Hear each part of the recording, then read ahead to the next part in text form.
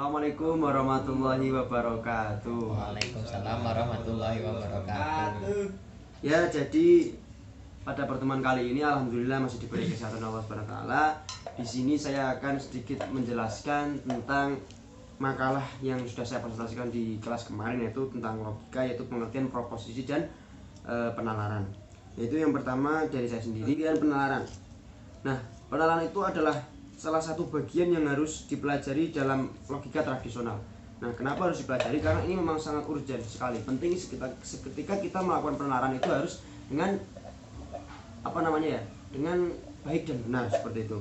Misal, penalaran adalah rangkaian kegiatan budi manusia untuk mencapai suatu kesimpulan, yaitu pendapat baru dan satu atau lebih keputusan pendapat yang telah diketahui atau premis, ya. Jadi penalaran itu bisa disimpulkan aktivitas budi manusia untuk bisa mengambil keputusan. Nah, di dalam penalaran sendiri itu juga ada berbagai macam jenis. Yang pertama adalah induksi. Nah, induksi itu seperti apa?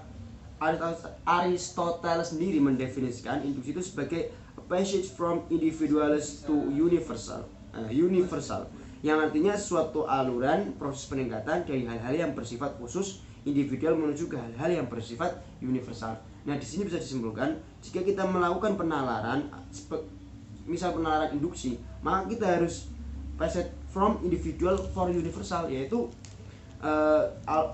suatu aluran penalaran itu kita tingkatkan dari hal-hal yang bersifat khusus menuju hal-hal yang bersifat universal atau bersifat terbuka, seperti itu. Nah, terus ada juga penalaran deduksi, yaitu penalaran yang sering diartikan sebagai suatu metode penalaran yang berpangkal dari pendapat umum untuk tiba pada suatu kesimpulan yang bersifat khusus. Nah, berarti ini di deduksi ini dikhususkan saja, nggak seperti yang induksi. Nah, yang lanjutnya akan disampaikan oleh teman saya di samping saya. Terima kasih.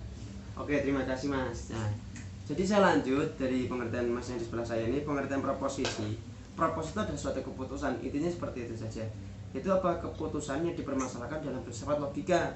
Seperti halnya, misal keputusan yang berhubungan dengan term itu apa? Term itu kayak pokok-pokok, seperti itulah, yang terangkai dalam suatu kalimat. Jadi, semisal proposisi atau keputusan adalah penyataan tentang relasi yang terdapat di antara dua buah term, dua buah pokok. Suatu proposisi punya 3 unsur sebagai berikut. Misal ada subjek, ada predikat, kopula. Kopula itu apa? Penghubung antara subjek dan predikat. Nah, langsung lanjut ke macam-macam proposisi menurut bentuknya. Ada proposisi kategori. Proposisi kategori itu apa? Proposisi yang mengandung pernyataan tanpa ada syarat. Nah, semisal bagaimana? Contohnya, kopula adalah kata yang menyatakan hubungan antara term subjek dan term predikat. Terus ada quantifier adalah kata yang menunjukkan banyaknya aturan yang diikat oleh term subjek.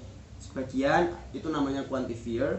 Terus manusia itu sebagai subjeknya adalah kopulanya, pedagang itu predikatnya. Sebagian manusia adalah pedagang. Nah, itu bisa disimpulkan sendiri. Terus di sini kita lanjut ke proposisi hipotetik. Nah, ini juga perlu dipelajari dan penting. Mas, ini perlu penting, Mas. Proposisi ini tuh adalah kopula yang menghubungkan dua buah term. Sedang pada proposisi hipotetik, kopula menghubungkan dua buah pernyataan. Ini sangat perlu dipelajari, ya. Ada juga proposisi disjungtif. Nah, ini perlu diketahui juga. Seperti juga proposisi hipotetik dan proposisi disjungtif pada hakikatnya juga terdiri dari dua buah term atau dua buah proposisi kategorika. Sebuah proposisi disjungtif seperti proposisi jika tidak benar maka salah. Jika dianalisis menjadi proposisi itu pasti benar, karena di depannya proposisi jika tidak benar maka salah. Berarti kan proposisi itu benar dan proposisi itu salah. Nah, bisa diartikan seperti itu. Itu kopula yang berupa jika dan maka. Yang saya cari untuk mempelajari proposisi dan penalaran logika, itu ada argumentasi dan narasi komposisi lanjutan 3, itu dari Gramedia oleh Boris Graf. Juga ada logika simbolik dari M-Copy Induction. Juga ada Raymond J. McHugh. Ada juga Mundiri Logika Jakarta, itu terbitan Raja Wali Press tahun 2009. Nanti teman-teman juga bisa searching atau di Google atau di mana tentang bagaimana penalaran logika secara penalaran dan proposisi itu bagaimana dengan rincinya itu ada di Google. Nah, teman-teman bisa mencari. Kalau teman-teman masih bingung bisa tanya ke Bapak dosen. Sekian dari saya, kurang lebihnya mohon maaf. Wabillahi taufiq wal hidayah. Wassalamualaikum warahmatullahi wabarakatuh. Punjul, Om.